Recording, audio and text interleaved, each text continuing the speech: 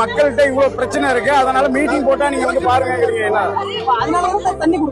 உங்களூர் பஞ்சாயத்துல மேலவருவடிங்கிற கிராமத்துல இருந்து பேசுறோம். 2 வருஷமா எங்க ஊர்ல உப்பு தண்ணி தான் நாங்க எல்லாருமே யூஸ் பண்ணிட்டு இருக்கோம். நிறைய பேருக்கு வந்து உடம்பு முடியாத போன காரணத்தால நாங்க 1 கிலோமீட்டர் தூரத்துல வந்து நல்ல தண்ணி குடிநீர் வந்து தலையில சுமந்து தான் தூக்கிட்டு போறோம். நாங்களும் பல பெட்டிஷன் கொடுத்தாச்சு, யாருமே கண்டுக்க மாட்டேங்கிறாங்க.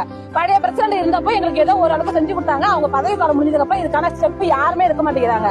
நாங்க இன்னைக்கு தாவேக்கா சார்பில் அவங்க எங்களுக்கு ஹெல்ப் பண்றதுக்கு ஆள் இல்ல, அதனால நாங்க தாவேக்காவை அழைச்சு நாங்க அவங்களோட உறுதுணையோட தான் நாங்க இந்த போராட்டம் நடத்தினோம்.